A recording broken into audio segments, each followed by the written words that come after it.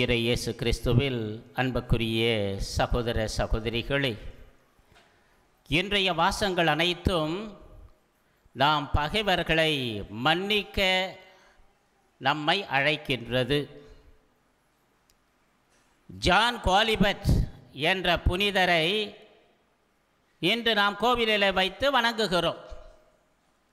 ஆனால் அன்று அவர் கையிலே வாளை ஏந்தி கொண்டு தனது எதிரியை பகைவனை கொலை செய்வதற்காக குதிரையிலே சுற்றி திரிந்து கொண்டு வந்தவர். தனது சகோதரனை கொலை செய்தவனை கண்ணுக்கு கண் பல்லுக்கு பல், கொலைக்கு கொலை என்று வாளை எடுத்துக்கொண்டு சுற்றி கொண்டு வந்தவர் அந்த மனிதர். ஒரு நாள் அவர் அவ்வாறு அவனை தேடிக்கொண்டிருக்கின்ற பொழுது எதிரியை பார்க்கிறார். பார்த்தவுடனே வாளை மறைத்து வைத்திருந்த இடத்திலிருந்து எடுக்கிறார், மேலே தூக்குகிறார். ஒரு போடு போட்டுருது அப்படின்னு. அப்பொழுது அந்த பகைவன் எதிரி மண்டியிட்டு, என்னை மன்னியும், நான் தெரியாமல் செய்துவிட்டேன் இந்த பாதக செயலை, அந்த பாவத்தை சுமந்து கொண்டு இந்நாள் வரைக்கும் நான் வேதனையில் உழல்கிறேன், அதே பாவத்தை நீ செய்யாதே, நீ ஒரு புனிதனாய் இரு என்று அந்த மனிதரிடம் கெஞ்சி கேட்கிறான். அப்பொழுது ஜான் குவாலிபட்டுடைய கண்களுக்கு ஒரு அதிசய காட்சியானது, இறை காட்சியானது அவருக்கு கிடைக்கிறது. அந்த காட்சி என்னவென்று பார்க்கின்ற பொழுது, இறைமகன் இயேசு சிலுவையிலே தொங்கிக் கொண்டிருக்கிறார். இரு கள்வர்கள் இரண்டு பக்கமும் தொங்கிக் கொண்டிருக்கிறார்கள். பலரும் அவரை ஏளனம் செய்கிறார்கள். இவன் கடவுளின் மகனாயிருந்தா இவன் தன்னை காப்பாற்றி கொள்ளட்டும் என்று ஏளனம் செய்து கொண்டிருக்கிறார்கள். இறைமகன் இயேசு நினைத்திருந்தால் அவர்களை ஒன்றுமில்லாமல் ஆக்கியிருக்க முடியும். ஆனால் அவற்றை அவர் செய்யவில்லை. மாறாக, தந்தையே, இவர்கள் அறியாமல் செய்கிறார்கள், இவர்களை மன்னியும் என்று அவர்கள் வாழ்வதற்கு இன்னொரு வாய்ப்பையும் ஆண்டவன் ஏற்படுத்தி கொடுப்பதை நம்மால் பார்க்க முடிகிறது. எனவே இந்த நிகழ்ச்சியை மனத்திரை முன் கண்ட அவர் அந்த பகைவனை கட்டி அணைத்து முத்தமிட்டு, நான் உன்னை தொலைத்து கட்டுவதற்காக கோப வெறியோடு திரிந்து கொண்டிருந்தேன், என்னை மன்னியும் என்று கேட்கிறான். அது மட்டுமல்ல, தனக்கு இருந்த சொத்தை அனைத்தையும் விற்றுவிட்டு ஏழைகளுக்கு கொடுத்து பற்றாட்டான் பற்றினை பற்றி ஒரு புனிதமான வாழ்க்கையை வாழ்ந்தவர்தான் ஜான் குவாலிபட். அத்தகைய ஒரு உன்னதமான வாழ்க்கையை வாழ்வதற்காகத்தான் இறைவன் உங்களையும் என்னையும் இந்த உலகிலே படைத்திருக்கிறார். அதுவும் கிறிஸ்தவர்களாக நம்மை தனிப்பட்ட விதத்திலே அழைத்திருக்கின்றார். அன்புக்குரியவர்களே, ஏனோதான என்ற வாழ்க்கை வாழ்வதற்காக அல்ல, மாறாக ஒரு உன்னதமான வாழ்க்கையை வாழ்வதற்காக, ஒரு புனிதமான வாழ்க்கையை வாழ்வதற்காக,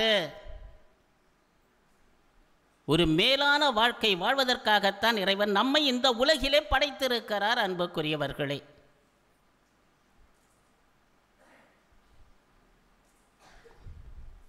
பகைமை என்பது ஒரு கேன்சர் வியாதி மாதிரி. அது நம்மிலே இருந்து கொண்டு நம்மை கொஞ்சம் கொஞ்சமாக நமது செல்களை அழிக்கின்றது. அதே போன்றுதான் இந்த பகை உணர்வும். நம்மகிட்ட இந்த பகை உணர்வு இருந்தது அப்படின்னா அது கொஞ்சம் கொஞ்சமாக நம்மை அழித்து, நம்மை மட்டுமல்ல நமது குடும்பத்தையும் அழித்து விடும். பகை உணர்வை ஒரு நஞ்சுக்கு ஒப்பிடலாம். ஒரு சிறு துளி நஞ்சானது பாலிலே விழுந்தது அப்படின்னா அந்த பால் முழுவதும் நஞ்சாக்கி விடுகிறது. அதுபோல நமது உள்ளத்தில் இருக்கின்ற அந்த பகை உணர்வு நம்மை முழுமையாக அழித்து விடுகிறது. நம்முடைய தூக்கத்தை, உணவை, வாழ்வை, மகிழ்ச்சியை, ஆனந்தத்தை அனைத்தையும் அது அழித்து விடுகிறது. அந்த பகை உணர்வு இருந்துச்சு அப்படின்னா நம்மளால எந்த ஒரு செயலையும் உருப்படியாக செய்ய முடியாது. எப்படி ஒரு இரும்பில் துரு பிடிச்சிருந்ததுன்னா, இரும்புலேருந்து தான் அந்த துரு வருது, ஆனால் அந்த துரு என்ன செய்த துரு கொஞ்சம் கொஞ்சமாக அந்த இரும்பையை தின்று விடுகிறது. எனவே தான் இறைமகன் இயேசு என்ன கொள்ளக்கூடாதுன்னு சொல்கிறாரு? பகை உணர்வு இருக்கக்கூடாது, பொறாமை உணர்வு இருக்கக்கூடாது, உங்கள் பகைவர்களையும் அன்பு செய்யுங்கள்ங்கிறாரு. இல்லாமல் இருக்கிறது மட்டும் இல்லை, ஒருபடி மேலே போகிறாரு. உங்கள் பகைவரை அன்பு செய்யுங்கள், உங்களது பகைவர்களுக்காக ஜெபியுங்கள் என்று சொல்கிறார். எங்க சாமி இதெல்லாம் நடக்கிற காரியமா சாமி அப்படின்னு நீங்கள் பார்க்குறதுலதே தெரியுது. முடியும், மனசு வைக்கணும். எப்படி? அதுக்கு விடையானது இன்றைய முதல் வாசகத்திலே கொடுக்கப்படுகிறது. தாவீது அரசன் கோலியாத்தை வீழ்த்திய பிற்பாடு அவரது பெயரும் புகழும் ஆஹா ஓஹோன்னு பரவுகிறது. இது யாருக்கு பிடிக்கல? சவுலுக்கு பிடிக்கல. சவுல் ஒரு அரசன். என்னடா சாதாரண ஒரு பொடி பையனை மக்கள் அனைவரும் பாராட்டுறாங்களே, நாம் ஒரு அரசனாக இருந்து இந்த நிலைமையா நமக்கு அப்படின்னு பொறாமை மேலிட, பகை உணர்வு மேலிட தாவீதை எப்படியாவது தொலைத்து கட்டணும்னு திட்டமிடுகிறான். இதை அறிந்த தாவீது காட்டுக்கு ஓடுறான் தப்பித்து. விட்டப்பாடு இல்லை, சரி காட்டுக்கு தான் ஓட்டானே, அவன் போனா போகிறான் அப்படின்னு சொல்லி விடல. என்ன நடக்கிறது? 3000 படை வீரர்களை அழைத்து கொண்டு தாவீதை கொலை செய்வதற்காக செல்லுகிறான். செல்லுகின்ற வழியில் என்ன நடக்கிறது? இரவு நேரம் வந்துடுத்து. முதல் வாசகத்தில் நீங்கள் கேட்டிருப்பீங்க, கூடாரம் போட்டு தூங்குறானோ, நல்லா குரட்டு விட்டு தூங்குறானோ. நடுவில் சவுலும் அவரை சுற்றியும் படை வீரர்கள் 3000 பேர் தூங்கிட்டு இருக்கிறான். ஆழ்ந்த உறக்கத்தில் இருந்தார்கள் என்று விவிலியம் சொல்லுகிறது. அதுக்கு பக்கத்தில் தான் தாவீது அரசனும் அவருடைய கூட்டாளிகளும் இருந்தார்கள். கோபம் மேலிடுகிறது, பொங்கி எழுகிறது தாவீதுக்கு. அப்போ அவன் அரசன் கிடையாது, சின்ன பொடி பையன், இளைஞன். பொங்கி எழுகிறது, இன்னைக்கு ஒரு போடு போட்டுடலாம் தான் அப்படின்னு. ஆனால் அதை எப்படி கையாளுகிறான் என்பதை பாருங்கள். இந்த கோபத்தை, இந்த கோப வெறியை எப்படி கையாளுவது என்று யோசிக்கிறான். வழி பிறக்கிறது. என்ன செய்கிறான்? வானத்தை அண்ணார்ந்து பார்த்து, இறைவா, நான் ஒரு சாதாரண மனிதன், என்னில் இருக்கின்ற பகை உணர்வை அகற்றும் என்று அந்த தருணத்திலும் ஆண்டவனை நம்பி ஆண்டவனிடம் ஜெபிக்கின்றான். அந்த பகை உணர்வு அகற்றப்பட வேண்டும் என்று, தனது இதயத்தில் இருக்கின்ற பகை உணர்வு அகற்றப்பட வேண்டும் என்று தன்னை அழைத்த, தனக்கு வலிமையை கொடுத்த, தன்னை வழிநடத்தி வருகின்ற ஆண்டவனிடமே அவன் ஜெபிக்கின்றான், வழியை கேட்கிறான். என்ன நடக்கிறது? ஆண்டவருடைய அருளும் சக்தியும் வல்லமையும் அவனது இதயத்தில் புக அந்த கோப வெறியானது அகற்றப்படுகிறது. அந்த ஈட்டியும் அவனுடைய தொங்கலாடையில் ஒரு பகுதியும் வெட்டிட்டு போயிடுறான். எழுந்திரிச்ச பிற்பாடு தான் தெரியுது, தாவீது அரசன், தாவீது இங்கே வந்திருக்கிறான், நம்மளை கொலை செய்யாமல் நமக்கு உயிர் பிச்சை கொடுத்துட்டு போயிருக்கிறான் அப்படிங்கிறத தெரிஞ்சுதான் தாவீதை தேடி, என் அன்பு மகன் தாவீதே என்று அழைத்து அவரை கட்டி அணைக்கிறான் சவுல்.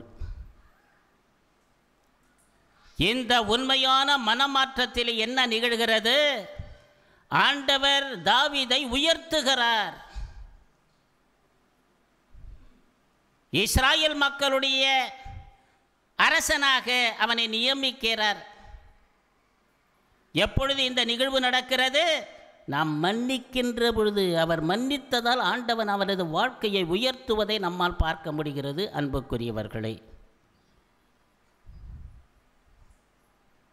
எனவே அன்புக்குரியவர்களே, மன்னிக்கிறது சாதாரண காரியம் கிடையாது. மன்னித்து மறக்க வேண்டும், அவர்களுக்காக ஜெபிக்க வேண்டும் என்பது ஒரு சாதாரண காரியம் கிடையாது. ஒரு சாதாரண மனிதனால் இது முடியாது. ஜெபிக்கின்ற மனிதனால், இறைவனோடு ஒன்றர கலக்கப்படுகின்ற மனிதனால் இது முடியும். தாவீதால் முடிந்தது என்றால் நம்மாலையும் முடியும். நாம் செய்ய வேண்டியது என்ன? ஜெபிக்க வேண்டும். அந்த மனதை கேட்டு ஆண்டவரிடம் ஜெபிக்க வேண்டும். ஏனெனில் நாம் ஆண்டவருடைய பிள்ளைகள். ஆண்டவருடைய பிள்ளைகளாக நாம் அவருக்கு உகந்த வாழ்க்கை வாழ வேண்டும். எப்படி வேணாலும் வாழறது வாழ்க்கை அல்ல அன்புக்குரியவர்களே. இன்று அதை தான் நம்ம நினச்சிட்டு இருக்கிறோம். எனக்கு எல்லாம் தெரியும், நான் செய்கிறது எல்லாம் ரைட்டு, என்னை யாரும் ஒன்றும் கேட்க முடியாது என்று இன்றைய சமுதாயத்திலே வாழுகின்ற இளைய தலைமுறையினர் அத்தகைய ஒரு மனநிலையை கொண்டு வாழ்ந்து கொண்டிருக்கிறார்கள். அப்பா அம்மாக்கெல்லாம் ஒன்றும் தெரியாது, எல்லாம் எனக்கு தான் தெரியும். இத்தகைய மனப்போக்கு நமது வாழ்வை அழித்துவிடும். அன்புக்குரியவர்களே, பெற்றோரை, பெரியவர்களை மதிக்க கற்றுக்கொள்ள வேண்டும். அவர்களது அனுபவத்திற்கு முன்னால் நம்முடைய படிப்பறிவோ பிஹெச்டியோ எத்தனை டபுள் டிகிரி ட்ரிபிள் டிகிரி வாங்கியிருந்தாலும் அதுக்கு முன்னாடி நம்முடைய இதெல்லாம் எதுவும் செல்லுபடி ஆகாது அவர்களது அனுபவத்திற்கு முன்னால். எனவே அப்பா அம்மா படிக்காதவர்களாக இருந்தாலும், நிறைய சம்பாதிக்காதவர்களாக இருந்தாலும், ஒருவர் மதித்து குடும்பத்திலே உறவுகளிலே இருக்கின்ற பூசல்களை அகற்றி ஒருவர் மன்னித்து மனித நேயத்தோடு மனித மாண்போடு வாழக்கூடிய உன்னதமான நிலையை கேட்டு இன்றைய திருப்பலியிலே வல்ல தேவனிடம் ஜெபிப்போம். இறைவன் நம் ஒவ்வொருவரையும் நிறைவாக ஆசீர்வதிப்பாராக. ஆமேன்.